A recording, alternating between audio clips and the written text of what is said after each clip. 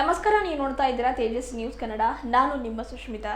ಜಾನಪದ ಕಲಾವಿದರ ಬಳಗ, ಜಿಲ್ಲಾ ಕನ್ನಡ ಸಾಹಿತ್ಯ ಪರಿಷತ್ತು ಹಾಗೂ ಕನ್ನಡ ಮತ್ತು ಸಂಸ್ಕೃತಿ ಇಲಾಖೆಯ ಸಹಯೋಗದಲ್ಲಿ ನಗರದ ಪೂಜ್ಯ ಡಾಕ್ಟರ್ ಚನ್ನಬಸವ ಪಟ್ಟದೇವರ ರಂಗಮಂದಿರದಲ್ಲಿ ಮಾರ್ಚ್ 21ರಿಂದ 27ರವರೆಗೆ ಪ್ರತಿದಿನ ಸಾಯಂಕಾಲ 6 ಗಂಟೆಗೆ 7 ದಿವಸಗಳ ನೇಪಥ್ಯ ನಾಟಕೋತ್ಸವ, ತತ್ವಪದಗಾರರ ಗಾಯನ, ರಂಗ ಕಲಾವಿದರ ಶ್ರೀನಿವಾಸ ಜಿ ಕಪ್ಪಣ್ಣ ಅವರಿಗೆ ಗೌರವ ಸನ್ಮಾನ, ಪೂಜ್ಯ ಡಾಕ್ಟರ್ ಬಸವಲಿಂಗ ಪಟ್ಟದೇವರಿಗೆ ಅಭಿನಂದನಾ ಸಮಾರಂಭ, ಹೀಗೆ 7 ದಿವಸದ ಕಾರ್ಯಕ್ರಮಕ್ಕೆ ಜ್ಯೋತಿ ಬೆಳಗಿಸುವ ಮೂಲಕ ಮಾರ್ಚ್ 21ರಂದು ಸಾಯಂಕಾಲದಂದು ನಾಡೋಜ ಡಾಕ್ಟರ್ ಬಸವಲಿಂಗ ಪಟ್ಟದೇವರು ಚಾಲನೆ ನೀಡಿದರು.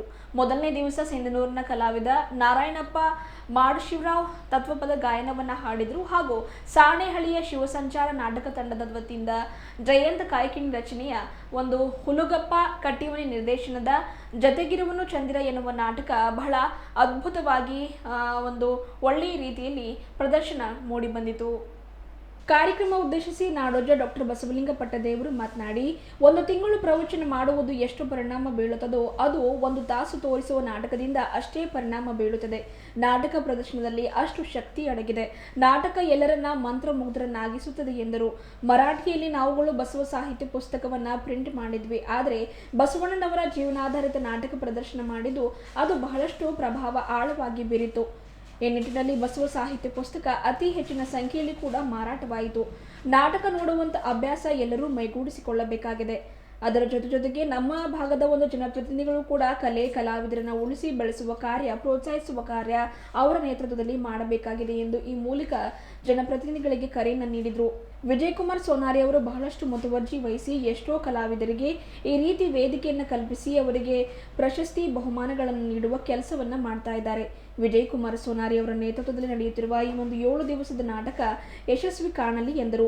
ಅವರ ಪ್ರಯತ್ನ ಪರಿಶ್ರಮ ನಿಜಕ್ಕೂ ಮೆಚ್ಚುವಂತದ್ದಾಗಿದೆ. ಅವರು ನಿರಾಶರಾಗದೆ ಕಲೆ ಕಲಾವಿದರನ್ನ ಉಳಿಸಿ ಬೆಳೆಸುವ ಕಾರ್ಯ ಅವರ ನೇತೃತ್ವದಲ್ಲಿ ನಿರಂತರವಾಗಲಿ ಎಂದು ತಿಳಿಸಿದರು. ಉದ್ಯಮಿಗಳಾದ ಬಸವರಾಜ ಧನ್ನೂರ್ ಅವರು ಮಾತನಾಡಿ, ವಿಜಯಕುಮಾರ್ ಸೋನಾರಿ ಹಾಗೂ ಅವರ ಧರ್ಮಪತ್ನಿ ಇಬ್ಬರೂ ಕೂಡ ಬಹಳ ಕ್ರಿಯಾಶೀಲ ವ್ಯಕ್ತಿಗಳಾಗಿದ್ದಾರೆ. ಕಲೆ ಕಲಾವಿದರ ಬಗ್ಗೆ ಬಹಳಷ್ಟು ಒಂದು ಕಾಳಜಿ ಕಳಕಳಿಯನ್ನ ಮುತುವರ್ಜಿಯನ್ನು ವಹಿಸಿ ರಚನಾತ್ಮಕ ಕಾರ್ಯಕ್ರಮಗಳನ್ನು ಮಾಡ್ತಾ ಇದ್ದಾರೆ. ಕಲೆ ಇದ್ದರೆ ಬದುಕು ಶ್ರೀಮಂತಗೊಳಿಸುತ್ತದೆ. ನಾಟಕ ಭಾವನೆಗಳನ್ನು ಹೊರ ಹಾಕುತ್ತದೆ. ಯಾಂತ್ರಿಕ ಬದುಕು ಬದುಕುತ್ತಿರುವ ನಮಗೆ ಕಲೆ, ಸಂಗೀತ, ನಾಟಕ, ನೃತ್ಯದಿಂದ ಭಾವನೆಗಳು ಜೀವಂತವಾಗಿಡಲು ಸಾಧ್ಯವಾಗಿದೆ ಎಂದರು. ಸಾಣೇಹಳ್ಳಿಯ ಶ್ರೀಗಳು ನಿಜವಾಗ್ಲೂ ಬಹಳ ಶ್ರೇಷ್ಠ ವ್ಯಕ್ತಿ. ಕಲೆ ಸಾಹಿತ್ಯವನ್ನ ಪೋಷಣೆ ಮಾಡುವ ವಾತಾವರಣವನ್ನ ಅವರು ಸಾಣೇಹಳ್ಳಿಯ ಶ್ರೀಗಳು ಸೃಷ್ಟಿ ಕೂಡ ಮಾಡಿದ್ದಾರೆ. ಜೊತೆಗೆ ಪೂಜ್ಯ ಅಪ್ಪನವರು ಕೂಡ ಕಲೆ ಸಾಹಿತ್ಯವನ್ನು ಉಳಿಸುವ ಕೆಲಸವನ್ನ ಮಾಡ್ತಾ ಇದ್ದಾರೆ, ಪ್ರೋತ್ಸಾಹ ನೀಡ್ತಾ ಇದ್ದಾರೆ ಎಂದು ತಿಳಿಸಿದರು. ಜೊತೆಗೆ ಕಾರ್ಯಕ್ರಮ ಉದ್ದೇಶಿಸಿ ಭಾನುಪ್ರಿಯ ಅರಳಿಯವರು ಮಾತನಾಡಿ, ನಾವು ಚಿಕ್ಕವರಾಗಿದ್ದಾಗ ನಮ್ಮ ಕ್ಷೇತ್ರದಲ್ಲಿ ನಾಟಕ ಪ್ರದರ್ಶನ ಮಾಡಲಿಕ್ಕೆ ಬಹಳ ಉತ್ಸುಕರಾಗಿದ್ದೀವಿ.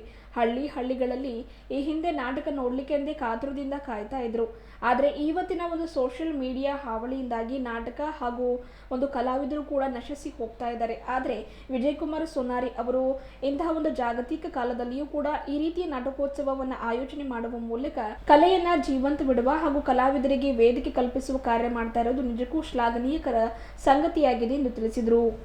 ಕಾರ್ಯಕ್ರಮದಲ್ಲಿ ಜಾನಪದ ಕಲಾವಿದರ ಬಳಗದ ಅಧ್ಯಕ್ಷ ವಿಜಯಕುಮಾರ್ ಸೋನಾರಿ ಅವರು ಪ್ರಾಸ್ತಾವಿಕವಾಗಿ ಮಾತನಾಡಿ, ಜನಪದ ಕಲೆಗಳು ನಶಿಸಿ ಹೋಗ್ತಾ ಇವೆ, ಕಲಾವಿದರು ಉಳಿಯುತ್ತಿಲ್ಲ. ಹೀಗಾಗಿ ಬೀದರ್ ನಗರದಲ್ಲಿ ಪ್ರಥಮ ಬಾರಿಗೆ ಇತಿಹಾಸದಲ್ಲಿ ಮೊದಲ ಬಾರಿ ಎನ್ನುವಂತೆ 7 ದಿವಸಗಳ ಕಾಲ ಒಂದು ನಾಟಕೋತ್ಸವ ಕಾರ್ಯಕ್ರಮವನ್ನು ಹಮ್ಮಿಕೊಳ್ಳಲಾಗಿದೆ. ಮುಂದಿನ ವರ್ಷ ಕಲಾವಿದರ ನಡೆ ಹಳ್ಳಿಗಳ ಕಡೆ ಎಂಬ ಯೋಜನೆ ಹಾಕಿಕೊಂಡಿದ್ದು ನಾಟಕ ಪ್ರದರ್ಶನ ಮಾಡಲಿದ್ದೇವೆ. ಸಾಣೇಹಳ್ಳಿ ಶ್ರೀಗಳು ಕೂಡ ಈ ಒಂದು ನಾಟಕೋತ್ಸವಕ್ಕೆ ಮೆಚ್ಚುಗೆಯನ್ನು ವ್ಯಕ್ತಪಡಿಸಿದ್ದಾರೆ. ಸಾವಿರಾರು ಕಿಲೋಮೀಟರ್ ದೂರದಿಂದ ಕಲಾವಿದರು ಆಗಮಿಸಿ ನಾಟಕ ಪ್ರದರ್ಶನ, ಜನಪದ ಗಾಯನ ಮಾಡುತ್ತಿರುವುದು ಹೃದಯ ತುಂಬಿ ಬರ್ತಾ ಇದೆ. ನಾಟಕೋತ್ಸವಕ್ಕೆ ಸಹಕರಿಸಿ ಎಂದರು. ವೇದಿಕೆಯ ಮೇಲೆ ನಾಟ್ಯಶ್ರೀ ನೃತ್ಯಾಲಯದ ನಿರ್ದೇಶಕಿ ರಾಣಿ ಸತ್ಯಮೂರ್ತಿ ಉಪಸ್ಥಿತರಿದ್ದರು. ಸುನೀಲ್ ಕಡ್ಡಿ ನಿರೂಪಣೆಯನ್ನು ಮಾಡಿದರೆ ಯೇಸುದಾಸ್ ಅಲಿಯಂಬರ್ ಸ್ವಾಗತಿಸಿದರು ಹಾಗೂ ಪಾರ್ವತಿ ಸೋನಾರಿ ಅವರು ವಂದಿಸಿದರು. ಒಂದು ನಾಟಕ ಬಸವೇಶ್ವರ ಮೇಲೆ 1 ತಿಂಗಳು ಪ್ರವಚನ ಮಾಡಿದ್ರೆ ಏನು ಪರಿಣಾಮ ಬೀರ್ತದ, 3 ತಾಸು ಅಥವಾ 2.5 ತಾಸಿನ ನಾಟಕ ತೋರಿಸಿದ್ರೆ ಅದಕ್ಕೂ ಹೆಚ್ಚಿನ ಪರಿಣಾಮ ಬೀರ್ತದೆ. ಅಂಥ ಶಕ್ತಿ ನಾಟಕದಲ್ಲಿ. ಮತ್ತು ಆ ನಾಟಕ ಎಷ್ಟು ತನ್ಮಯ ಮಾಡ್ತದಂದ್ರೆ, ನಿಮ್ಮೊಂದು ಘಟನೆ ಹೇಳ್ತೀನಿ. ಮೃತ್ಯುಂಜಯ ಸ್ವಾಮಿಗಳನ್ನು ಧಾರವಾಡದಾಗ ಭಾಳ ಪ್ರಸಿದ್ಧಿ.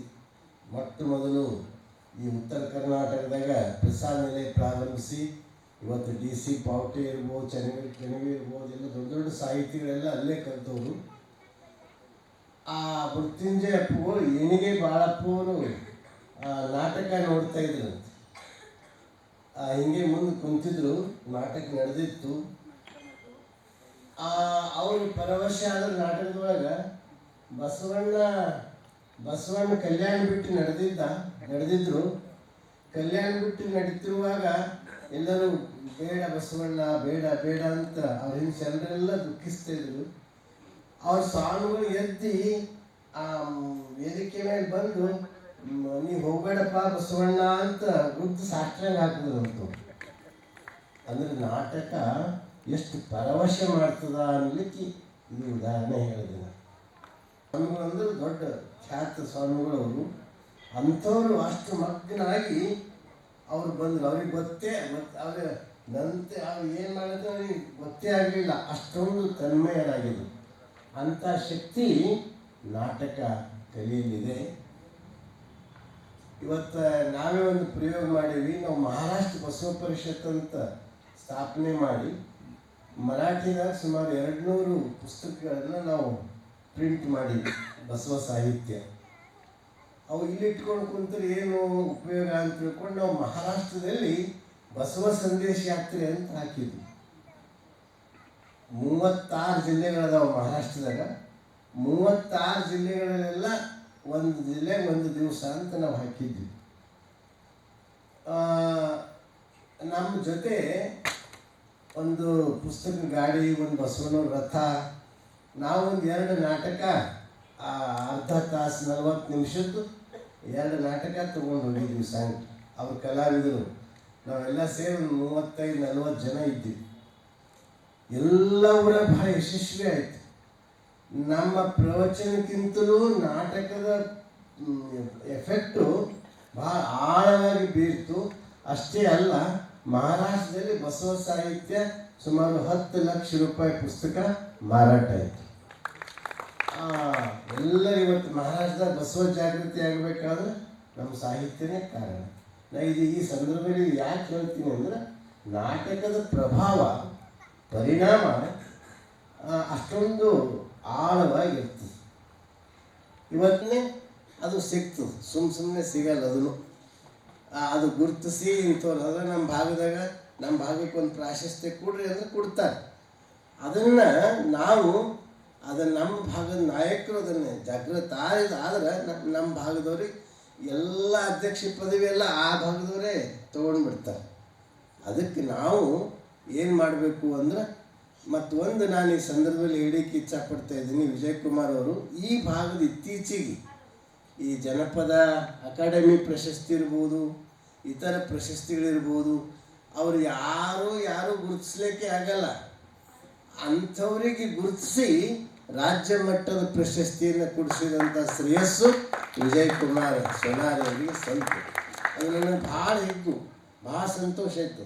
ಪಾಪ ಅವರೆಲ್ಲೋ ಹಳ್ಳಿಯಾಗ ಏನೋ ಬದುಕು ಮಾಡ್ತಾ ಇರ್ತಾರೆ. ಅವ್ರಿಗೆ ಪ್ರಶಸ್ತಿ ಅಂದರೆ ಏನೆಂಬುದೇ ಗೊತ್ತಿರೋದಿಲ್ಲ. ಅಂಥವರಿಗೆ ಅವರು ಕರೆದು ವೇದಿಕೆ ಮೇಲೆ ತಂದು ಬೆಳಕಿಗೆ ತಂದು ಅವರು ಇಂಥ ಅನೇಕ ಪ್ರಶಸ್ತಿಗಳನ್ನು ಅವರು ಕೊಡಿಸ್ತಾ ಇದ್ದಾರೆ. ಇದು ಬಹಳ ಒಳ್ಳೆಯ ಕಾರ್ಯ.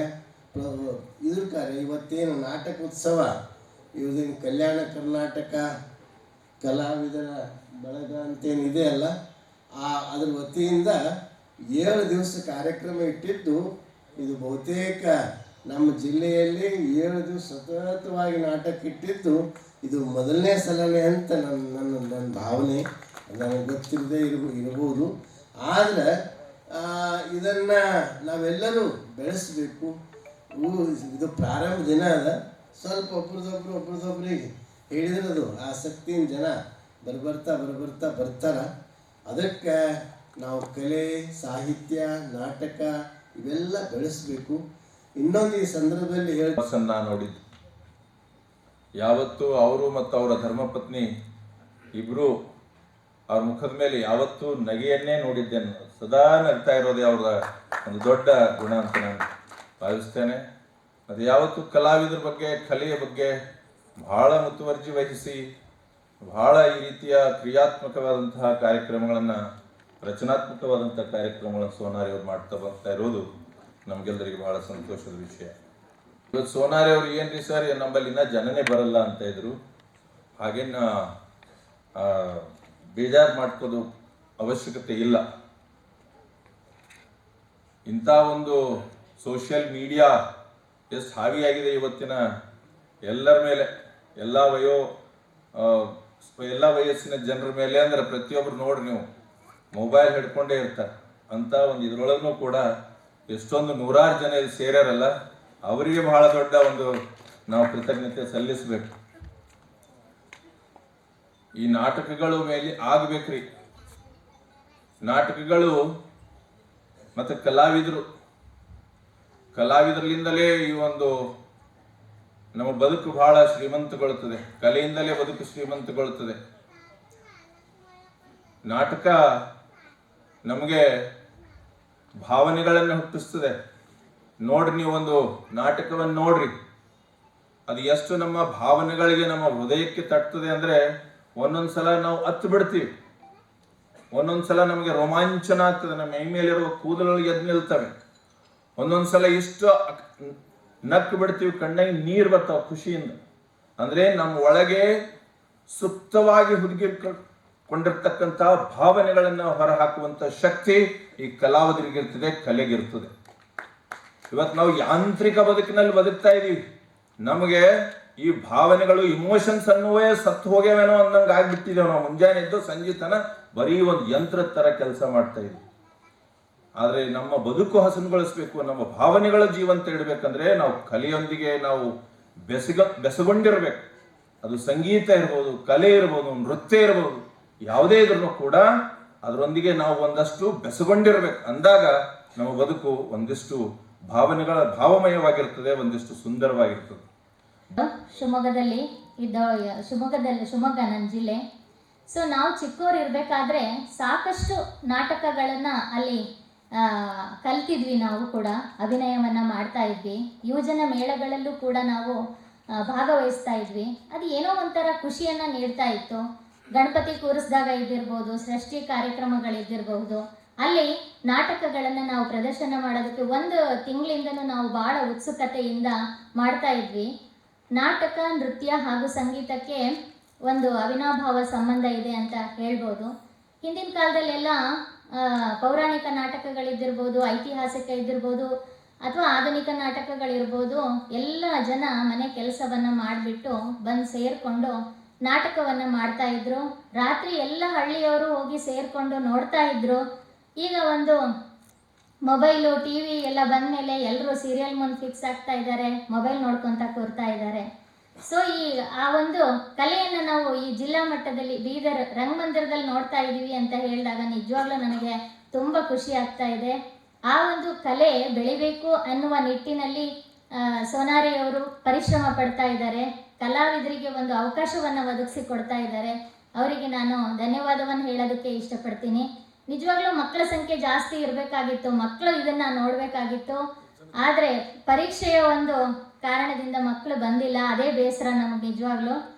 ಸೊ ನಾವು ಕೂಡ ನಾಟಕವನ್ನು ನೋಡ್ತೀವಿ. ಒಂದು ಭಾಳ 20 ವರ್ಷಗಳು ಆಗಿತ್ತೇನೋ ಬಹುಶಃ ನಾನಿಲ್ಲಿ ಬೀದರಿಗೆ ಬಂದ ಮೇಲಿಂದ ಹಿಡಿದು ಈ ಅಣ್ಣ ಅವರು ನಡೆಸಿರ್ತಕ್ಕಂಥ ನಾಟಕಗಳನ್ನು ಹಿಂದೆ ನೋಡಿ ಖುಷಿ ಪಟ್ಟಿದ್ದೆ. ಸೊ ಇವಾಗ ಅವಕಾಶ ಬಂದಿದೆ, ನನಗೆ ತುಂಬ ಸಂತೋಷ ಆಗ್ತಾ ಇದೆ ಅಂತ ಹೇಳ್ತಾ ನನಗೊಂದೆರಡು ಮಾತಾಡೋದಕ್ಕೆ ಅವಕಾಶ. 7 ದಿನಗಳ ಪಾಪಕವಾಗಿ ಈ ವರ್ಷ ನಾಟಕೋತ್ಸವ, ನಾನು ಜೀವಂತಿರೋವರೆಗೆ 100% ನಾಟಕೋತ್ಸವ ಮಾಡ್ತೀನಿ. ನಾನು ಇಲ್ಲಿ ಇರೋದಿಲ್ಲ. ನನ್ನ ಆಸೆ ಏನಂದರೆ ಕಲೆ ಬೆಳಿಬೇಕು, ಕಲಾವಿದರು ಬೆಳಿಬೇಕು. ನಮ್ಮ ನಸ್ದು ಹೋಗ್ತಕ್ಕಂಥ ಕಲೆ ನಸ್ದು ಹೋಗ್ತಾ ಇದೆ. ಅದಕ್ಕಾಗಿ ಇವತ್ತು ನೋಡ್ರಿ, ಇಡೀ ರಾಜ್ಯದಲ್ಲಿ ಶ್ರೀನಿವಾಸ್ ಕಪ್ಪಣ್ಣಂಗೆ ಫೋನ್ ಮಾಡ್ತೀನಿ. ನಿನ್ನೆ 7 ದಿನಗಳ ಬೀದರಲ್ಲಿ ಪಾಪಕವಾಗಿ ನಡೀತಾ ಇದೆ ಅಂದಾಗ ಕಪ್ಪಣ್ಣವ್ರು ಕ್ಯಾನ್ಸಲ್ ಮಾಡ್ಕೊಂಡಿದ್ರು. ಪೂಜಾ ಬಸವಲಿಂಗಪಟ್ಟ ದೇವರಿಗೆ ಇಲ್ಲ ಸರ್ ನೀವು ಬರಲೇಬೇಕಂದಾಗ ಇವತ್ತು ಟಿಕೆಟ್ ಕ್ಯಾನ್ಸಲ್ ಮಾಡ್ಕೊಂಡು ಫ್ಲೈಟಿಗೆ ಬರ್ತಕ್ಕಂಥ, ಯಾಕಂದರೆ ಈ ಭಾಗದಲ್ಲಿ ನಾಟಕ ನಡೀತಾ ಇಲ್ಲ ಅಂತಕ್ಕಂಥದ್ದು ಆ ಜನರಿಗೆ ಕೂಗಿದೆ. ಇವತ್ತು ನೋಡಿ ನಮ್ಮ ಭಾಗಕ್ಕೆ ಏನಾಗಿದೆ, ಕಲ್ಯಾಣ ಕರ್ನಾಟಕ ಭಾಗಕ್ಕೆ ಸರ್ಕಾರನೂ ಕೂಡ ನಾಚಿಕೆ ಬರಬೇಕು. ಇವತ್ತು ಯಾವುದೇ ಕಡೆಗೂ ಕೂಡ ಅಧ್ಯಕ್ಷರು ಮಾಡ್ತಕ್ಕಂಥ ಯೋಗ್ಯತೆ ಈ ಸರ್ಕಾರಕ್ಕಿಲ್ಲ. ಆಗಬೇಕು. ಯಾಕಾಗಬೇಕಂದ್ರೆ ಜನಪದಕ್ಕಾಗಲಿ, ನಾಟಕ ಅಕಾಡೆಮಿಗಾಗಲಿ, ಪ್ರತಿಯೊಂದು ಅಕಾಡೆಮಿಗಳಿಗೆ ಅಧ್ಯಕ್ಷರಾಗ್ತಕ್ಕಂಥ ಎಷ್ಟೋ ಜನ ಅಧ್ಯಕ್ಷರಾಗಲಿ ಸದಸ್ಯರಾಗಲಿ ಆಗ್ತಕ್ಕಂಥ ಕಲಾವಿದರು, ಸಾಹಿತಿಗಳು, ಚಿಂತಕರು ಆ ಭಾಗದಲ್ಲಿ ಇಲ್ಲೇ ಇಲ್ಲ. ನಾವೇನು ಮಾಡ್ತೀವಿ, ಅವ್ರಿಗೆ ಕರ್ಕೊಂಡು ತಂದು ದೊಡ್ಡವರು ಮಾಡಿ 10 ಸರ್ತಿ ಸನ್ಮಾನ ಮಾಡಿ ಅವರಿಗೆಲ್ಲ ದೊಡ್ಡವರು ಮಾಡಿ ಅವರಿಗೆ ಆ ಅಕಾಡೆಮಿಗಳಿಗೆ ಈ ಅಕಾಡೆಮಿಗೆ ಮಾಡ್ತಕ್ಕಂಥ ಕೆಲಸ ನಾವು ಮಾಡ್ತೀವಿ. ಆದರೆ ನನ್ನ ವಿನಂತಿ ಇದೆ, ಪೂಜಾರಿ ಕೂಡ ಪ್ರತಿ ವರ್ಷ ನಾಟಕೋತ್ಸವ ಮಾಡ್ತಕ್ಕಂಥದ್ದು. ಸಾಣೇಹಳ್ಳಿ ಶ್ರೀಗಳಂತೂ ನಿಜವಾಗ್ಲೂ ನಮ್ಮ ಮೇಲೆ ನಾನು ಸುಮಾರು 7 ವರ್ಷಗಳಿಂದ ಸಾಣೇಹಳ್ಳಿ ಶ್ರೀಗಳು ಭಾಳ ಇಂಥ ನಂಬಿಕೆ ಇಟ್ಕೊಂಡಿದ್ದಾರೆ. ಇಲ್ಲ ಬೀದರ್ದಲ್ಲಿ ಸೊನಾರಿ ಅವ್ರು ನೀವು ಮಾಡಬೇಕು, ಇಲ್ಲ ಪುರೇ ಬಾಲ್ಕಿಯಲ್ಲಿ ಮಾಡಿಕೊಂಡೇ ಇಲ್ಲಿಗೆ ಮಾಡಬೇಕು, ಇಲ್ಲ ಬೀದರ್ನಿಂದ ಪ್ರಾರಂಭ ಮಾಡಿಕೊಂಡು ಈ ವರ್ಷ ಇಲ್ಲಿದ್ದೇ ಪ್ರಾರಂಭ ಮಾಡಿ ಅಂದ್ಕೊಂಡು 23ರವರೆಗೆ ಸಾಣೇಹಳ್ಳಿ ಶ್ರೀಗಳ ನಾಟಕಗಳು ಭಾಳ ಅದ್ಭುತವಾಗಿದ್ದಾವೆ. ನಾನು ನಿಮಗೆ ತಾಯಿಂದರಿಗೆ ಕೈ ಮುಗ್ಕೋತೀನಿ. ಎಲ್ಲರೂ ಯಾಕೆ ಕೈ ಮುಗ್ತೀನಿ ಅಂದರೆ, ಈ ಕಲೆ ಉಳಿಬೇಕಿತ್ತಂದರೆ ಈಗ ನೀವು ನಾವಿದ್ದರೆ ಮಾತ್ರ ಉಳಿತದೆ. ಇದು ನಾನು ಇವತ್ತು ಯೋಚನೆ ಮಾಡಿದೆ. ಏನು ಯೋಚನೆ ಮಾಡಿದೆ, ಈ ವರ್ಷ ಇಲ್ಲಿ ಮಾಡಿ ಮುಂದಿನ ವರ್ಷ ನಾವು ಕಲಾವಿದರ ನಡೆಗೆ ಹಳ್ಳಿ ಕಡೆಗೆ ಅಂತಕ್ಕಂಥ ಹಳ್ಳಿಯಲ್ಲಿ ಮಾಡಬೇಕು ಅಂತಕ್ಕಂಥ ನನ್ನ ಯೋಚನೆ. ಯಾಕಂದರೆ ನೋಡಿ, ನೀವು ಒಂದು ಹಳ್ಳಿಯಲ್ಲಿ ನಾವು ರಾತ್ರಿ ನಾಟಕ ಮಾಡಿದ್ರೆ ಸಾವಿರಾರು ಜನ ನೋಡ್ತಾರೆ. ಇಲ್ಲಿ ನಾನು ಯಾಕೆ ಮಾಡ್ಬೇಕಂತೀನಿ ಅಂದರೆ, ನಮ್ಮ ಪಟ್ಟಣದಲ್ಲಿ ಹಳ್ಳಿಯಿಂದ ಬರ್ತಕ್ಕಂಥ ಎಲ್ಲ ಜನ ಇಲ್ಲೇ ಇರೋದ್ರಿಂದ ಒಳ್ಳೆ ರೀತಿ ನೋಡಿ ಅವರು ಎಷ್ಟು ಸಾವಿರಾರು ಕಿಲೋಮೀಟರ್ ತಿರುಗಾಡಿ ನಮ್ಮ ಬೇರೆ ಬರ್ತಾ ಇದ್ದಾರೆ. ಮಂಡ್ಯ ರಮೇಶ್ ಅವರು ಕೂಡ 3 ನಾಟಕ ಭಾಳ ಅದ್ಭುತವಾಗಿ ನಾಟಕ, ಇಲ್ಲ ಸೊನಾರಿ ಅವರು ಬರ್ತೀವಿ ತಿಳ್ಕೊಂಡು 3 ನಾಟಕ ಅವರು ಫಿಕ್ಸ್ ಮಾಡ್ಕೊಡ್ತಾರೆ. ಅದೇ ರೀತಿಯಾಗಿ ನಮ್ಮ ಬೀದರ್ ಕಲಾವಿದರಿಗೆ ನಮ್ಮಲ್ಲಿ ರಂಗಭೂಮಿ ಹೋಗ್ತಾ ಇದೆ. ಕಲಾವಿದರು ಇಲ್ಲ ಅಂತಕ್ಕಂಥ ಕೂಗು ಆ ಭಾಗಕ್ಕಿದ್ದೆ ಅಂದಾಗ ನಮ್ಮ ಸುಳ್ಳಿಕಡ್ಡಿ ಅವರು ನಾಟಕ ಭಾಳ ಅದ್ಭುತ ನಾಟಕ, ಪುಗ್ಸೇಟೆ ಪ್ರಸಂಗ ಅಂತಕ್ಕಂಥ ನಾಟಕ ಬೀದರ್ನ ಕಲಾವಿದರು ಕೂಡ ಮಾಡ್ಲಿಕ್ಕೆ ತಯಾರಾಗಿದ್ದಾರೆ. ನಮ್ಮ ಮಹೇಶ್ ಪಾಟೀಲ್ ಕೂಡ ಅವ್ರ ಜೊತೆಲಿ ಕೈ ಜೋಡಿಸ್ತಾ ಇದ್ದಾರೆ. ಅದಕ್ಕಾಗಿ ನನ್ನ ವಿನಂತಿ ಏನಂದರೆ, ಕಲೆ ಸಾಹಿತ್ಯ ಪ್ರತಿಯೊಂದು ಉಳಿಬೇಕಿತ್ತಾದರೆ ನಾವೆಲ್ಲರೂ ಅವ್ರಿಗೆ ಪ್ರೋತ್ಸಾಹ ಕೊಟ್ಟಾಗ ಮಾತ್ರ ಕಲೆ ಬೆಳೀತದೆ. ನೋಡಿ, ಅದಕ್ಕೆ ಮಾಡಿ ನಾರಾಯಣಪ್ಪ ಮಾಡಿಸಿದ್ರೆ ಹಣ ಒಬ್ಬರೇ ಇರಲಿ, ನೀವು ತತ್ವಪದ ಹಾಡು ಅಂತ ಪ್ರಾರಂಭ ಮಾಡ್ತೀವಿ. ಅದು ವಿನಂತಿ ಮಾಡ್ಕೊತೀನಿ. ನಾಳೆ ದಯಮಾಡಿ 6:15ಕ್ಕೆ ಯಾರು ಬರ್ತೀರಿ ನಾನು ಕೂಡ ಪ್ರೈಸ್ ಕೊಡ್ಬೇಕಂತ ಪ್ಲ್ಯಾನ್ ಮಾಡ್ತಾ ಇದ್ದೀನಿ. ಅಪ್ಪರ ಅದೇ ಹೇಳಿದ್ರು, 1 ತೊಲೆ ಬಂಗಾರ ಕೊಡೋಣ ಸೋನಾರೆ, 6 ಗಂಟೆಗೆ ಯಾರು ಬರ್ತಾರೆ ಅವ್ರಿಗೆ 1 ತೊಲೆ ಬಂಗಾರ ಕೊಡೋಣ ಅಂತೇಳಿ ಅಪ್ಪರು ಕಿವಿಯಾಗಿ ಹೇಳ್ಯಾರೆ. ದಯಮಾಡಿ ಇಡೀ ಕುಟುಂಬದೊಂದಿಗೆ ಯಾರು ಜಲ್ದಿ ಬರ್ತೀರಿ ನೋಡ್ತೀನಿ, ಅಲ್ಲೊಂದು ಬಟನ್ ಇಡ್ತೀವಿ.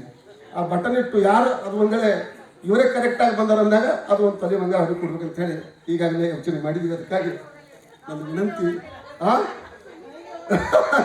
ಅಲ್ಲ ಬಂಗಾರಿಗಾಗಿ ಬರ್ಬೇಕಿತ್ತು ಅಂತ ಬರ್ಲಕ್ಕೆ ಹೋಗ್ಬಾರ್ದು. ಧನ್ಯವಾದಗಳು ತಾಯಿಂದರಿಗೆಲ್ಲರಿಗೆ. ಎಷ್ಟೇ ಜನ ಬಂದರೂ ಕೂಡ ನಿಜವಾದ ಸಾಹಿತಿಗಳು ಕಲಾವಿದರಿದ್ದೀರಿ, ನಮ್ಗೆ ನೋವಿಲ್ಲ. ಕಲೆ ಜೀವಂತ ಆಗಿರ್ಬೇಕಿತ್ತು. ನಾವು ನೀವು ಒಳ್ಳೆ ರೀತಿ ಮಾಡೋಣ. 7 ದಿನಗಳ ಈ ವರ್ಷ ಮಾಡ್ತಾ ಇದ್ದೀವಿ. ಎಲ್ಲರಿಗೂ ಧನುರಾಣರು ಕೂಡ ಯಾವ ರೀತಿ ಮಾಡ್ತಿದ್ದಾಗ ಪ್ರತಿ ಸರ್ತಿ ಎಲ್ಲರೂ ಕೂಡ ನಮ್ಮಲ್ಲಿ ನಿಜ ನಾವು ಭಾಳ ಖುಷಿಯಿಂದ, ಯಾಕಂದರೆ ನಮ್ಮಲ್ಲಿ ಅನ್ನದಾಸೋಹ ಇದೆ. ಕಲಾವಿದರು ಬಂದ ತಕ್ಷಣ ಪ್ರೀತಿಯಿಂದ ಕರೆದು ಮಾತಾಡ್ತಕ್ಕಂಥದ್ದು. ಇವತ್ತು ರಾಣಿ ಸತ್ಯಮೂರ್ತಿ ಅವರು ಮನೆಯವ್ರು ಫೋನ್ ಮಾಡಿದ್ರು ಮಧ್ಯಾಹ್ನ, ಸೋನಾರಾಯಣ ಅವರು ಯಾವಾಗ ಬರ್ತಾರೆ ನಮ್ಮ ಕಲಾವಿದರು ಊಟಕ್ಕೆ ಅಂತಕ್ಕಂಥದ್ದು. ಇದು ಬಸವಣ್ಣ ನೋಡ್ರಿ, ಇದು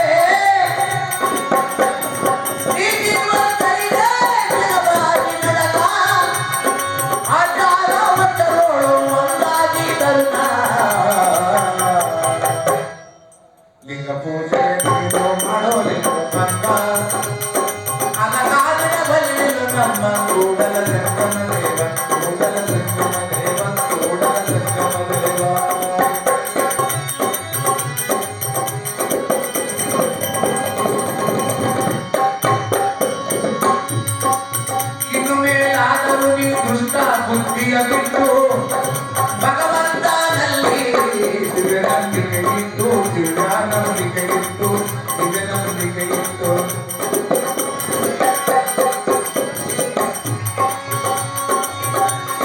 ಗುರುಮಾಂತರಿದ್ದನಿಗೆ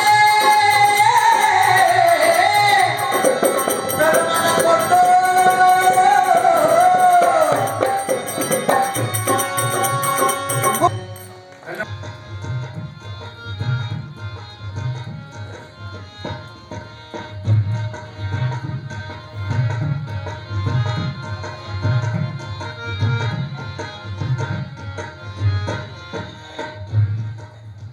ಕೊರಳಿಗೊಂದು ಪೇಟಿ ಹಾಕೊಂಡು ಒಂಟಿ ಕಾಲ ಮೇಲೆ ಕೊಕ್ಕರ ಹಾಗೆ ನಿಂತ್ಕೊಂಡು ಸರ್ಕಸ್ ಮಾಡ್ತಾ ಹಾಡು ನುಡಿಸ್ತಾನಲ್ಲ ಆ ನಮ್ಮ ಪೇಟಿ ಮಾಸ್ತರ, ಅವನನ್ನ ನೀವು ತಲೆ ತಿರ್ಕ ಅಂತೀರಾ? ಅಲ್ರಪ್ಪ, ಹಾಗೆ ನೋಡಿದ್ರೆ ಈ ಹಳ್ಳಿಲಿರೋ ನಾವು ಪ್ರತಿಯೊಬ್ರು ಇಂಥ ತಲೆ ತಿರ್ಕರೆ. ಆದ್ರೆ ನಮ್ ಕೊರಳಿ ಕಟ್ಕೊಂಡು ಪೇಟಿ ನಿಮಗೆ ಕಾಣಿಸೋದಿಲ್ಲ ಅಷ್ಟೇ. ಕೊರಳಿಗೊಂದು ಪೇಟಿ ಹಾಕೊಂಡು ಹೋದಲ್ಲಿ ಬಂದಲ್ಲಿ ಹಾಡು ಬಾರಿಸೋದು ನಿಮಗೆ ಕಂಡಷ್ಟು ಸುಲಭ ಅಲ್ಲ. ಅದು ಹಾಡೇನೋ ಹಗರಾಗಿರ್ಬೋದು, ಆದ್ರೆ ಆ ಪೇಟಿ ಅದೇನು ಹಗುರ ಅಲ್ಲ, ಭಾರ, ಹೆಣಭಾರ. ಈಗ ನೀವು ಕೇಳ್ಬೋದು, ಇಂಥ ಭಾರವನ್ನು ಕಟ್ಕೊಂಡು ಯಾಕಪ್ಪ ಹಾಡ್ತೀರಾ ಅಂತ. ಉತ್ತರ ಸರಳ ಸ್ವಾಮಿ, ಇದು ನಮ್ಮ ಬದುಕಿನ ಹಾಡು, ನಮ್ಮ ನಿತ್ಯದ ಹಾಡು, ಎಂಥ ದೈನಿಕದ ಭಾರವನ್ನು ಮುರಿಸಬಲ್ಲಂತ ಹಾಡು.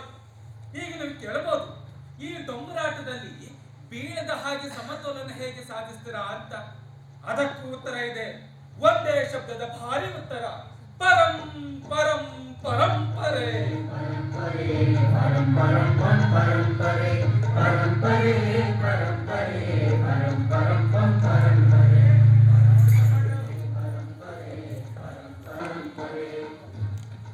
ಈ ಪರಂಪರೆಯಿಂದಾಗಿ ನಾವು ಸಮತೋಲನ ಕಾಯ್ಕೊಂಡಿದ್ದೀವಿ ಎಷ್ಟೋ ವರ್ಷಗಳಿಂದ.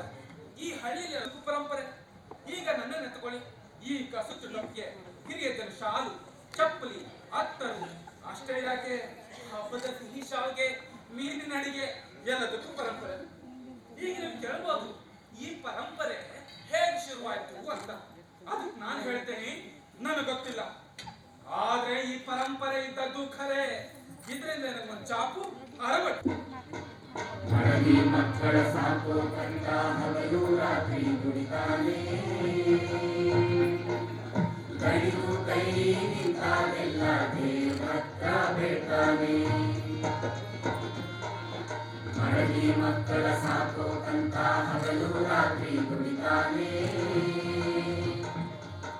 ಕೈಗೂ ಕೈ ನಿಂತಾಗೆಲ್ಲ ದೇವತ್ರ ಬೇಡ್ತಾನೆ, ದೇವತ್ರ ಬೇಡ್ತಾನೆ. ಬಂದರು ಎಂತರ ತೊಂದರೆ ಈ ಮನೆಗೆ ಮನೆ ದೊರೆ, ಬಂದರು ಎಂತರ ತೊಂದರೆ ಈ ಮನೆಗೆ ಮನೆ ದೊರೆ. ಯಾರವನು ಯಾರವನು ಅವನ ಹೆಸರು, ಯಾರವನು ಯಾರವನು ಅವನ ಹೆಸರು.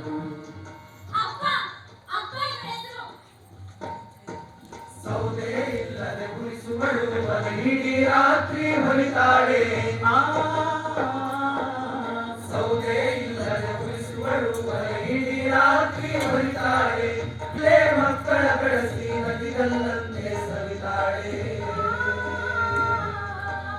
ಇದ್ದುದರಲ್ಲೇ ಮಕ್ಕಳ ಬೆಳೆಸಿ ನದಿಗಲ್ಲಂತೆ ಸವಿತಾಳೆ. ಅಪ್ಪನು ಪುರಾಣ ಹೋಗಲು ಕೂಡಲೇ ಕಂಗಳ ಮುಚ್ಚಿ ಕುಂತಾಳೆ. ಅಪ್ಪನು ಪುರಾಣ ಹೋಗಲು ಕೂಡಲೇ ಕಂಗಳ ಮುಚ್ಚಿ ಕುಂತಾಳೆ.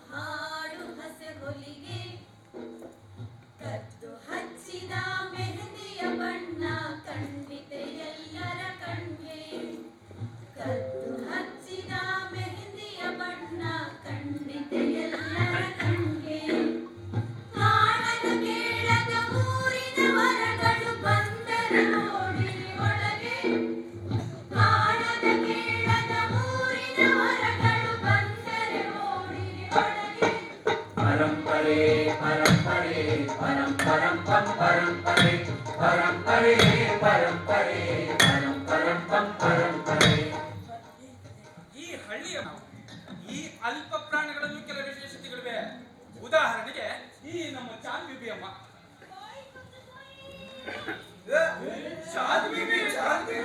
ಮದುವೆ ಕೂಡಿಸುವ ಚತುರೆ.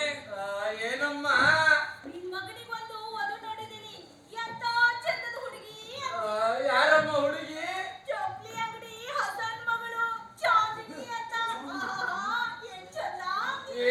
ಹೋಗೆ ಅವ್ಳಿಗೆ ಎರಡೂ ಕಣ್ಣು ಕಾಣಿಸೋದಿಲ್ಲ. ಯಾಕೆ ಚಂದ ಅಂತೀಯ? ಚಾಂದಿನಿ ನನ್ ಜಾತ್ರೆ ಸರಿ ಹೋಗುತ್ತೆ ನೋಡು. ನಿನ್ ಮಗ ಎಷ್ಟ್ ಚಂದ ಅಂತ ಅವ್ಳಿಗೇನಾದ್ರೂ ಗೊತ್ತಾದ್ರೆ ಮುಗ್ದೇ ಹೋಯ್ತು. ಅವನೋ ಕೋತಿ ಇವಳೋ ಕುರುಡಿ. ಸರಿಯಾಗಿದೆ ಜೋಡಿ. ಬೇಗ ಅವನ್ ಮದ್ವೆ ಮಾಡ್ಬಿಡಿ. ಒಳ್ಳೆ ದಿನ ನೋಡಿ.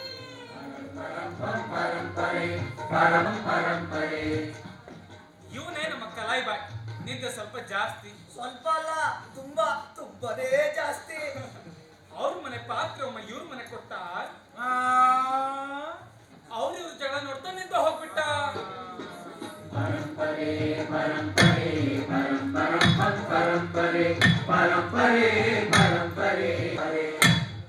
ಇನ್ನು ಈ ಊರಲ್ಲಿದ್ದಾರೆ ಅವರು. ಕೇರಿಗಳಿಗೆ ನಾವಾದ್ರೆ ಹೆದ್ದಾರಿಗೆ ಅವರು. ಅಲ್ಪ ಪ್ರಾಣ ನಾವಾದ್ರೆ ಮಹಾಪ್ರಾಣ ಅವರು. ದೂರದಿಂದಲೇ ವಂದಿಸಿವೆ ನಾವು. ನಮ್ಮ ಗೂಡುಗಳಲ್ಲಿ ನಮ್ಮ ಪಾಡಿಗೆ ನಾವು ಪೆಟ್ಟಿ ಮಾಸ್ಟರ್ ಅಂತ ಹಾಡು.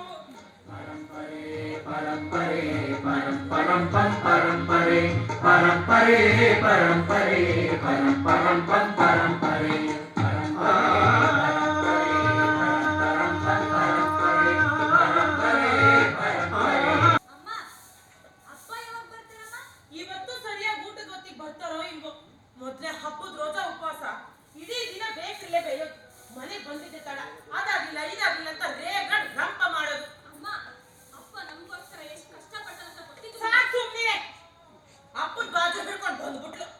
ನಿನಗಿಂತ ಜಾಸ್ತಿ ವರ್ಷ ಅವ್ರ ಜೊತೆ ಸಾವ್ದಿದ್ದಿ ನಾನು. ಹೇಳಿದ್ದೆ ಕರೆ ಹಿಡಿದಿದ್ದೆ ಆಟ. ತಮ್ಮ ಅಪ್ಪನೇ ಇದೆ ಬಂದು ಹೇಳೇ ಕೊಡ ಸಾಯಂಗಿಲ್ಲ. ಒಳ್ಳೆ ದೊಣ್ಣೆ ನಾಯಕ. ಸಪ್ನ ಅಜ್ಜನ ಮನೆಗೆ ಹೋಗಿ ನೋಡೆ. ಹೋಗಿ ಹೇಳ್ತಾನೆ.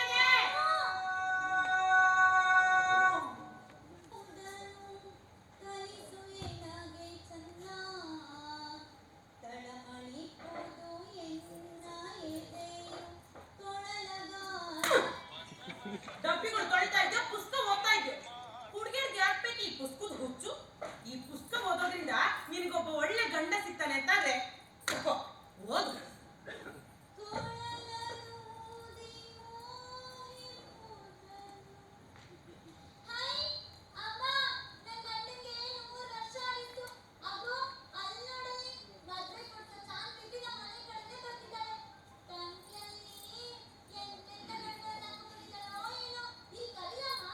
ಸಾಕು ಸುಮ್ಮನಿರೆ ತಲ್ಲೆ. ನಿನಗಷ್ಟು ಆತರನೇ ಆಗ್ಲೇ ಒಂದು ವರ್ಷಾಗ ಒಂದು ಗಂಟಲ್ಲಿ ಅವಳು ನಿನ್ನ ಬಾಯಿಗೆ ಸಕ್ಕರೆ ಬೀಳಿ ನೋಡು. ಅಮ್ಮ ಅವಳು ಗಂಡು ಅಂತ ಹೇಳಿ ಏನೇನ ತಗೊಂಡ್ಬರ್ತಾಳೆ. ಹೋದ್ಸಲ ಅವಳು ತಂದ್ಕೊಂಡು ಎಷ್ಟು ಮುದಿ ಆಗಿದ್ದ ಅಂದ್ರೆ ಅವ್ನ ತಲೆ ಕೂದಲೇ ಇರ್ಲಿಲ್ಲ. ವರದಕ್ಷಿಣೆ ಕೊಡೋ ತಾಕತ್ತಿದೆ ನಮಗೆ. ಆಯ್ಕೆ ಎಲ್ಲಿಂದ ಬರ್ಬೇಕು? ನಿನಗೆ ಕೂತಿರೋವರನ್ನೇ ಬೇಕು ಅಂತ ಆದ್ರೆ ಹೋಗು ಹೋಗು, ಆ ಬೆಟ್ಟದ ಮೇಲೆ ಹೋಗಿ ಒಂದು ಕೋತಿ ಕಟ್ಕೋ. ಅಮ್ಮ ನನಗೆ 20 ಆಗಿಲ್ಲ. ಕೂಗು, ಇಡೀ ಊರಿಗೆಲ್ಲ ಕೇಳಕ್ ಹೋಗು ನನಗೆ ಇಷ್ಟು ವಯಸ್ಸಾಯ್ತು ಅಂತ. ಹೋಗೆ ಕೆಲಸ ಮಾಡಕ್ ಶುರು ಮಾಡಿ ಹೋಗಿ. ಹಂಗೆ ಶಾವ್ಗೆ ಎಯ್ಯಕ್ ಶುರು ಮಾಡಿ.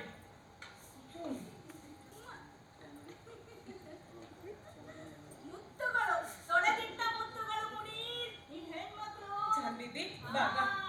ಕಾಳಜಿ ಬೇಡ. ಪ್ರತಿಯೊಬ್ಬರನ್ನು ತಡ ಹತ್ತಿಸ್ತೀನಿ. ಆದ್ರೆ ಒಂದ್ ಷರತ್ತು. ಅದು ಬೇಡ ಇದು ಬೇಡ ಅಂತ ಕಿರಿಕಿರಿ ಮಾಡ್ಬಾರ್ದು ನೀನು. ಜೊತೆಲಿ ಇರೋ ಗಂಡನಿಗಿಂತ ಕೆಟ್ಟ ಗಂಡ ವಾಸಿಯಮ್ಮ. ಈಗ ನನ್ನೇ ನೋಡು, ಒಂದು ಪೈಸೆಗೂ ಪ್ರಯೋಜನ ಬಾರದೇ ಇರೋ ನನ್ನ ಗಂಡ ಎಂದೋ ನನ್ನ ವಿಧವೆ ಮಾಡಿ ಹೋಗ್ಬಿಟ್ಟ.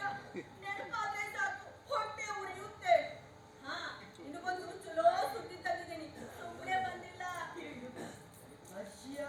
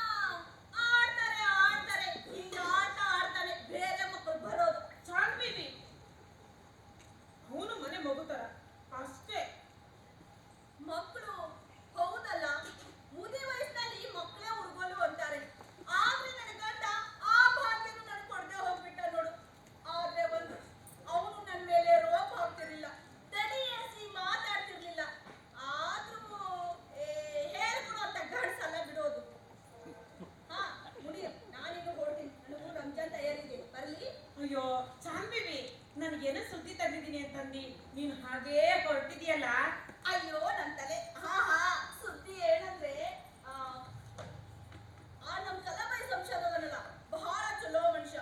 ಇಡೀ ಊರಿಗೆ ಒಂದೇ ಪಾತ್ರೆ ಅಂಗಡಿ, ಕಲಾಯಿ ದಂಧೆ ಮಾಡ್ತಾನೆ. ಸಾಕಷ್ಟು ಸ್ಥಿತಿವಂತ ಅಂತ ನಿನಗೂ ಗೊತ್ತು. ಪಾಪ ಅವನು ಹೇಗೆ ಸತ್ತು ಎಷ್ಟೋ ವರ್ಷ ಆಯ್ತು ಗೊತ್ತಾಯ್ತಲ್ಲ. ನಿನಗೆ ಗೊತ್ತಾಗ್ಲಿ ಇನ್ನೇನು. ಚುಟುಕಾಗಿ ಹೇಳ್ಬೇಕಂದ್ರೆ ಅವನ ಕಣ್ಣು ಊರೆಲ್ಲ ಸುತ್ತಾಡಿ ಕೊನೆಗೆ ನಿನ್ನ ಮಗಳು ಹರ್ಷಿಯಳ ಮೇಲೆ ಬಂದು ನಿಂತ್ಬಿಟ್ಟಿದೆ. ನನ್ನ ಮಗಳು ಹರ್ಷಿಯ ಮೇಲ?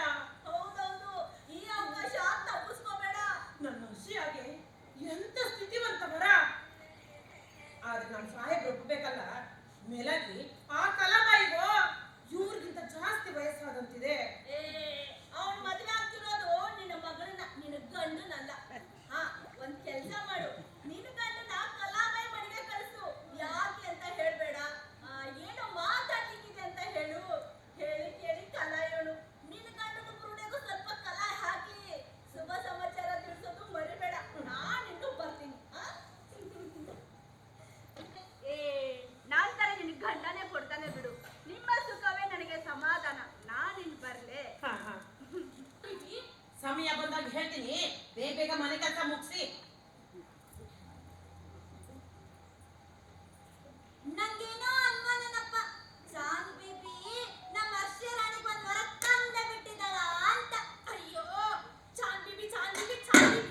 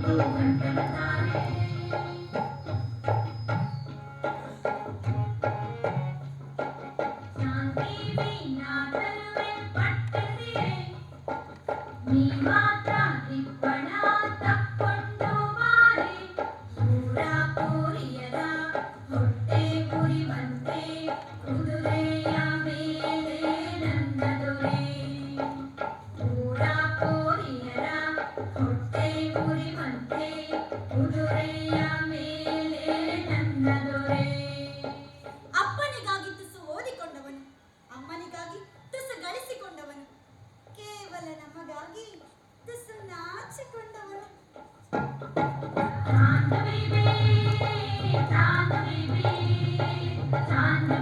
ನನಗೊಂದು ಗಂಡನ ತಾರೆ, ಚಂದದ ಗಂಡನ ತಾರೆ, ರಾಜಾ ಗಂಡನ ತಾರೆ, ಚಂದದ ಗಂಡನ ತಾರೆ, ರಾಜಾ ಗಂಡನ ತಾರೆ. ಎಷ್ಟು ಕತ್ತಲ ರಾತ್ರಿ ಒಂಟಿ ಕಳೆಯಲಿ ನಾನು, ಎಷ್ಟು ಕತ್ತಲ ರಾತ್ರಿ ಒಂಟಿ ಕಳೆಯಲಿ ನಾನು, ಬೇವಂತು ನಂದೇ ಗಂಡನ ತಾರೆ. ಚಾಂದ್ ಬೀಬಿ ಚಾಂದ್ ಬೀಬಿ ಚಾಂದ್ ಬೀಬಿ ನನಗೊಂದು ಗಂಡನ ತಾರೆ. ಪುಸ್ತಕದ ಹುಳುವೆ ನಿನಗೆ ಯಾಕೆ ತಂಟೆ? ಗಂಡನ ನೋಡಕ್ಕೂ ವೇಳೆ ಉಂಟೆ. ಕುಮ್ಮನ ಗುಸುಗಿ ಗೊತ್ತು ನಿಂದೆಲ್ಲಾ ಬಣ್ಣ. ಮುಲ್ಲಾರ್ ಮಗನ ಮೇಲೆ ಹಾಕಿಲ್ವಾ ಕಣ್ಣ? ಯಾಕಾಗ್ಬಾರ್ದು? ಇರುವುದೊಂದೇ ಭೂಮಿ, ನಮ್ದೊಂದೇ ಹಳ್ಳಿ, ಹಳ್ಳಿಗೊಂದೇ ಮುಲ್ಲ, ಮುಲ್ಲಂಗೊಂದೇ ಪೊರ. ಯಾಕಾಗ್ಬಾರ್ದು?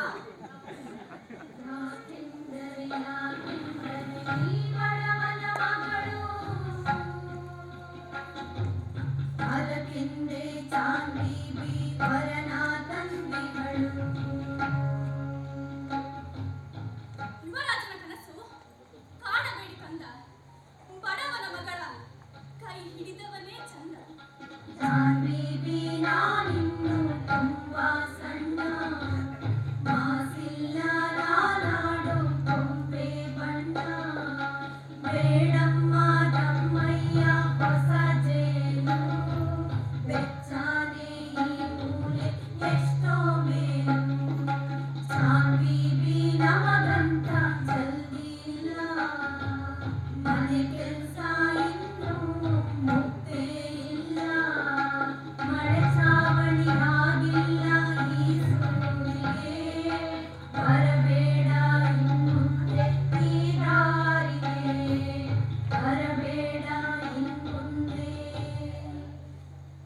ಈ ನಾಲಿಗೆ.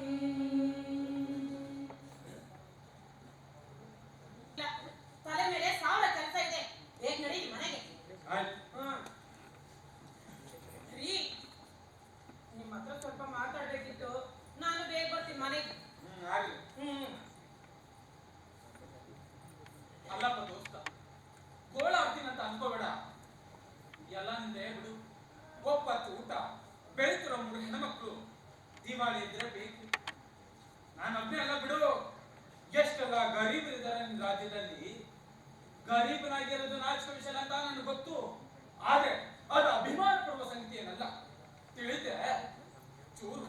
ಒಂಚೂರು ಸೀರೆನೆ ಉಳಿ ಹಾಕಿದ್ರೆ ನನ್ನ ಗಂಟೆ ಹೋಗ್ತಿತ್ತು ಮಾರಾಯ. ನಾನಾಗಿದ್ರೆ ಒಬ್ಬ ಶ್ರೀಮಂತ, ಹೋಗಿದ್ರೆ ಯಾರ ಕಣ್ಗಂಡು. ನಾನಾಗಿದ್ರೆ ಒಬ್ಬ ಶ್ರೀಮಂತ, ಹೋಗಿದ್ರೆ ಯಾರ ಕಣ್ಗಂಡು.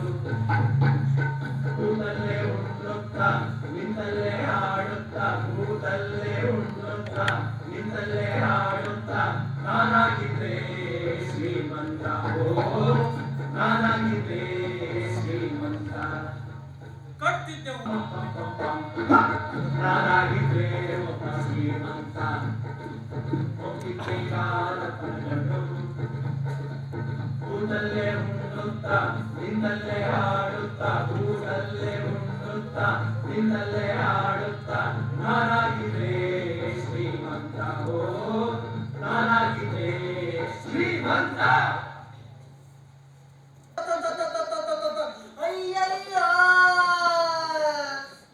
ಏನ್ ಸುಬ್ಬಣ್ಣ, ಏನ್ ಸುದ್ದಿ ತಯಾರಿಸಿದಿ ಇವತ್ತು? ನಾನ್ಯಾರಪ್ಪ ಸುದ್ದಿ ತಯಾರಿಸೋರು? ನಾನು ಬರೀ ಓದೋರು. ನಾನೇ ಸುದ್ದಿ ತಯಾರಿಸೋರಾಗಿದ್ರೆ ಒಳ್ಳೆ ದೇಶ ಬಿಟ್ಟು ಹೋಗೋಣಂತಿದ್ದಾರ, ಅಥವಾ ಈ ಹೆಂಗಸರ್ ಏನಾದ್ರು ಶಾಲೆಗೆ ಹೋಗ್ತಿದ್ದಾರೆ ಏನೋ? ಅದೇನ್ ಬರೀ ಓದ್ ಹೇಳೋ ಯೂಸುಫಣ್ಣ. ಉತ್ತರದಲ್ಲಿ ದಂಗೆಗಳು ಶುರುವಾಗಿದೆಯಂತೆ. ನಮ್ಮ ಜನರೆಲ್ಲ ಒಂದೊಂದಾಗಿ ಊರು ಖಾಲಿ ಮಾಡ್ತಿದ್ದಾರಂತೆ. ನಿಮ್ಗೆ ಬರೆಯಲ್ಲಿ ಹಿಂದೂ ಪತ್ಯಪುರ, ನಿಮಗಾಗಿ ಬೇರೆ ದೇಶ ಆಗ್ತಾ ಇದೆ, ಅಲ್ಲಿಗೆ ಹೋಗಿ ಅಂತಾರಂತೆ. ನಿಮಗೆ ಗಂಡಾಂತರ ಆಗ್ತಿದೆಯಂತೆ, ಅದಕ್ಕೆ ನಮ್ಮ ಜನರೆಲ್ಲ ಊರು ಖಾಲಿ ಮಾಡ್ತಾರಂತೆ. ಜನ ಯಾಕೆ ಊರು ಖಾಲಿ ಮಾಡ್ತಾರೆ? ಪ್ಲೇಗ್ ಏನಾದ್ರು ಬಿದ್ದಿದ್ಯಾ? ಅತ್ಯಂತ ಪ್ಲೇಗ್ ಇಲ್ಲ, ಮನುಷ್ಯರಲ್ಲಿ ಇಲಿಯನ್ನ ಇಸೋ ಪ್ಲೇಗು. ಅಯ್ಯೋ ಇಸುಬಣ ಬಂದ್ರೆ ಚಲೋ ಸುದ್ದಿ ತರಬಾರ್ದೇನು ಮಾರೆ. ನಾನೇನ್ ಮಾಡ್ಲಪ್ಪ, ನಾನು ಬರೀ ಓದವನು. ಮತ್ತೆ ನೀವೆಲ್ಲ ಕೇಳೋ, ಬರೀ ಕೇಳೋ. ಕೈ ಕಟ್ಟಿ ಜೋರ್ ಮುಖ ಹಾಕಿ ಹಣಗಾರ ಕೇಳೋ. ಮತ್ತೆ ಹೀಗೆ ಕೈ ಕಟ್ಕೊಂಡು ಒಂದಲ್ಲ ಒಂದಿನ ನಿಮ್ಮ ಗೋರಿಗಳಿಗೆ ಹೋಗಿ ಮಲಗು. ಯಾವ ಸಿಬ್ಬನಪ್ಪ ನೀನು? ಇಲ್ಲೇನಂತೂ ಅಲ್ಲ. ಅಲ್ವೇ ಅಲ್ಲ, ಖಂಡಿತ ಅಲ್ಲ. ಮತ್ತೆ ಯಾವ ಊರಿಂದ? ಊರು ಅನ್ಸಿಲ್ಲ, ದೂರದಿಂದ ಬಂದಿದ್ದೀನಿ. ರಾಜಧಾನಿಗೆ ಕಾಲೇಜ್ ಕಟ್ಟಿದ್ದೀನಿ. ಓಹೋ, ಹೀಗೆ ಉತ್ತರದಂತೆ ಮಾತನಾಡೋದನ್ನ ಕಲಿಸ್ತಾರೇನು ಆ ನಿಮ್ಮ ರಾಜಧಾನಿ ಕಾಲೇಜುಗಳಲ್ಲಿ? ಅಲ್ಲಜ್ಜ, ಚಹಾ ಕುಡಿತ ಕಟ್ಟೆ ಪುರಾಣ ಮಾಡೋದೇ ಗೊತ್ತಲ್ಲ ಎಂಬುದನ್ನ ಕಲಿಸ್ತಾರೆ. ನಿಮಗೆ ಗೊತ್ತೇ ಇಲ್ಲ ಉತ್ತರದಲ್ಲಿ ಏನಾಗ್ತಿದೆ ಅಂತ. ಮುಂಚೂಣಿಯ ಭಾಗಗಳಲ್ಲಿ ನಡೆಯುತ್ತಿರುವ ವಿದ್ಯಮಾನಗಳ ಬಗ್ಗೆ ನಿಮಗೆ ಯಾರಿಗೂ ಪರಿವೇನೇ ಇಲ್ಲ. ಅಯ್ಯೋ, ಎಲ್ಲೋ ಏನೋ ಆಗ್ತಿದೆ ಅಂತ ನಾವೇ ಕಪ್ಪಾಚರಿಸುವ ಬಗ್ಗೆ ಇಲ್ಲಿ ನೀವೇ ತಿಳಿಸಿಕೊಳ್ಳಬೇಕು. ಮನುಷ್ಯಂದ್ರೆ ಚರ್ಚಿಸ್ತಾ ಇದ್ದಾನೆ. ನಿನ್ನೆ ತನಕ ಬಂಧುಗಳಾಗಿದ್ದು ಈಗ ಕಣ್ಣಲ್ಲಿ ಬೆಂಕಿ ಇಟ್ಕೊಂಡು ಓಡಾಡ್ತಾ ಇದ್ದಾರೆ. ದೇಶನೇ ಹೋಳು ಮಾಡ್ತಾ ಇದ್ದಾರೆ. ಅದೇನೋ ದೇಶಕ್ಕೆ ಸ್ವಾತಂತ್ರ್ಯ ಸಿಗ್ತಾ ಇದೆ ಅಂತಲ್ಲ? ಬರ್ತಾ ಇರೋ ಸ್ವಾತಂತ್ರ್ಯವನ್ನ ಮನೆಯಲ್ಲಿ ಆಚರಿಸುವ ಮೊದಲು ಮನೆಗಳನ್ನ ಖಾಲಿ ಮಾಡಿ ಅಂತಿದ್ದಾರೆ.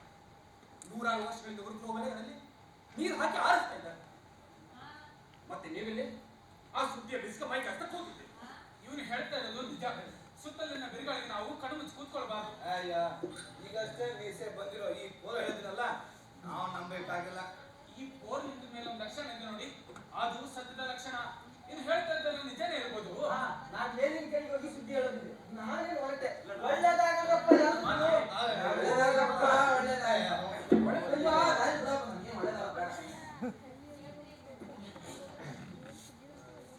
ಈ ಹಳ್ಳಿಗಪ್ಪ ಬಂದೆ ನೀನು? ಹಳ್ಳಿಗಳಿಗೆ ಸೂರ್ಯನ ಕಿರಣಗಳು ಸಹ ಕಲ್ತಿದ್ದನ್ನು 4 ಜನಕ್ಕೆ ಕಲಿಸೋಣ ಅಂತ 3 ಊರು ಹೇಳ್ತಿದ್ದೀನಿ. ನನ್ನ ಮಾತು ಯಾರು ಕೇಳ್ತಾರೆ? ಯಾವ ಮಾತು? ಅದೇ ಕಾಲ ಬದಲಾಗ್ತದೆ. ಎಷ್ಟೆಲ್ಲ ಸಂಗತಿಗಳು ಅವನಿಗೆ ಫಲಿತವಾಗ್ತದೆ. ಹೆಸರು, ರೀತಿ ರಿವಾಜು ನೋಡಿ ಜನ ಸ್ನೇಹ ಮಾಡ್ತಾ ಇದ್ದಾರೆ. ಚಿಕ್ಕ ಮಕ್ಕಳನ್ನ ಎತ್ಕೊಳ್ಳೋ ಮಕ್ಕಳು ಅಡ್ಡ ಹೆಸರು ಕಟ್ತಾ ಇದ್ದಾರೆ. ತಕೋ ಬ್ರೆಡ್, ತಾಜಾ ಬ್ರೆಡ್. ಇದು ಕೊಳ್ಳಕ್ಕೆ ಧರ್ಮದ ಬ್ರೆಡ್. ನನ್ನ ಆಶೀರ್ವಾದ ಅಂತ ತಕೋ ಮಗು. ನಿಮ್ಮ ಆಶೀರ್ವಾದ. ಬಡವನಾಗಿರೋದೊಂದು ಅಪರಾಧ ಅಲ್ಲಪ್ಪ. ಗೊತ್ತು. ಈ ಅಪರಾಧಗಳನ್ನೆಲ್ಲ ದುಡ್ಡಿದ್ದವರೇ ಮಾಡೋದು ಅಂತ ನೋಡ್ತಾ ಇದ್ದೀನಿ. ಒಂದಲ್ಲ ಒಂದಿನ ಇವ್ರ ಸಂಪತ್ತೆಲ್ಲ ಕುತ್ಕೊಂಡು ನಮ್ಮ ಹತ್ರ ಬರುತ್ತೆ.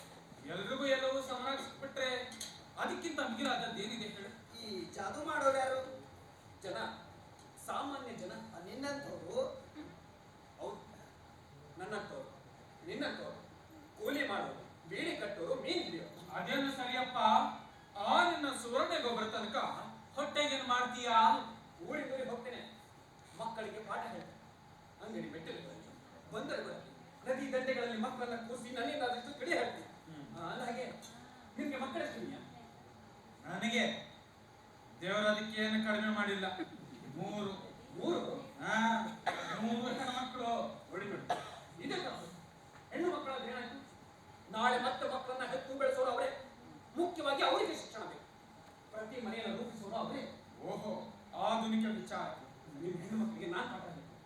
ಅವರ ಮನಸ್ಸಿನ ಬಾಗಿಲುಗಳನ್ನ ಹೊಸ ವಿಚಾರಗಳಿಗೆ ತೆರೀತೀನಿ. ಹುಟ್ಟವರಲ್ಲಪ್ಪ ಅವರು. ಇಷ್ಟೆತ್ರ ಬೆಳೆದಿದ್ದಾರೆ. ತಾಳೆ ಮರಗಳು. ಪಾಠ ಹೇಳ್ತೀನಿ ನಂದು. ನೋಡು ಮಗು, ನಾನೊಬ್ಬ ಬೇಕರಿ ಕಾರ್ಮಿಕ, ಬಡವ.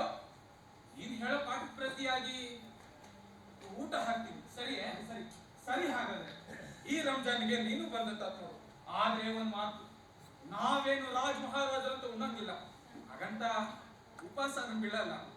ಹಾಗೆ ಮಾತ್ರ ಇದೆಯಲ್ಲ, ಒಬ್ಬ ಬಡವ ಒಂದು ಕೋಳಿ ತಿಂದ ಅಂದ್ರೆ ಇಬ್ಬರಲ್ಲೊಬ್ರಿಗೆ ರೋಗ ಅಂತ.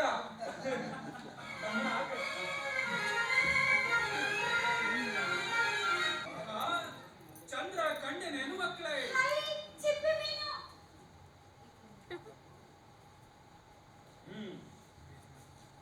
ನೋಡಲಿ, ಹಬ್ಬಕ್ಕೆ ಯಾರಂತ ತಂದಿದ್ದೀನಿ?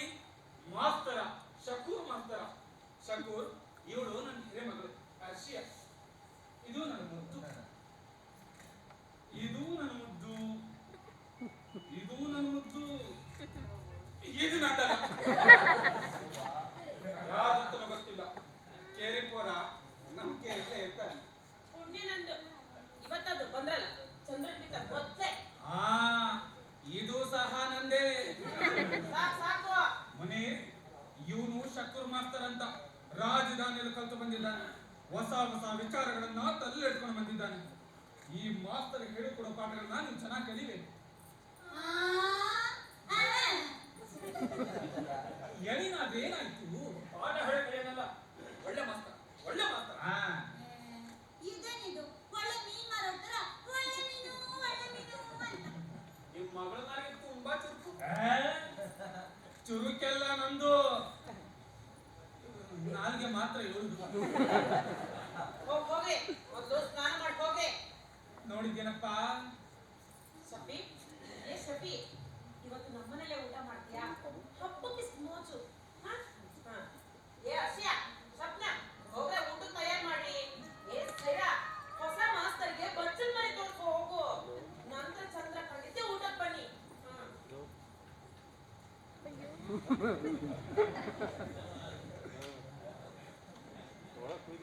ಊಟ ಅಲ್ಲ, ಬಾ ಸಹಾಯ ಮಾಡು. ಮಾತಾಡ್ಬೇಕಿತ್ತು.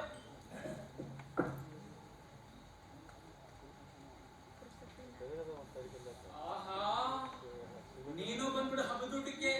ನನ್ನ ಹೆಂಡತಿ ಮಾಡೋ ಅಡುಗೆ ಅಷ್ಟೊಂದು ಇರಲ್ಲ.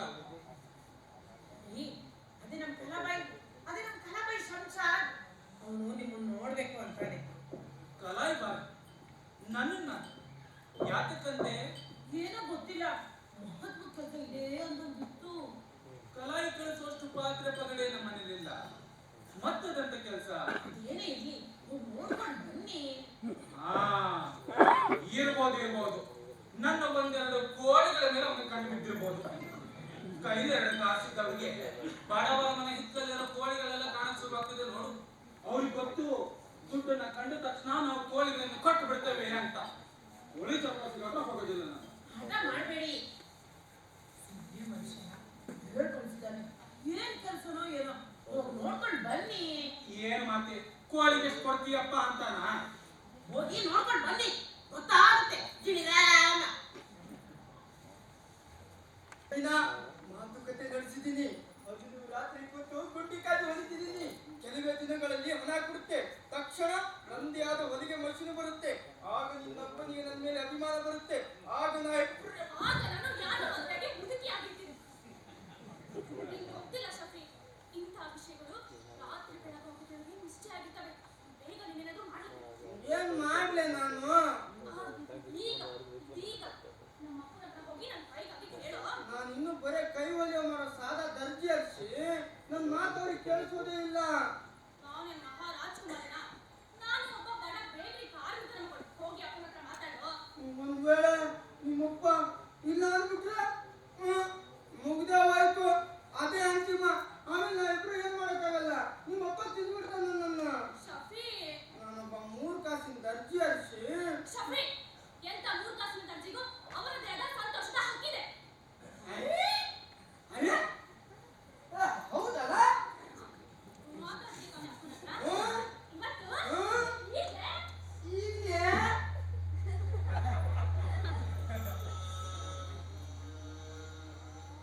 ಎಲ್ರು ಬನ್ನಿ ಮಕ್ಳೇ, ಚಂದ್ರ ಮೂಡಿದಾನೆ. ಎಲ್ಲಮ್ಮ? ಅಲ್ಲಿ ನೋಡಮ್ಮ.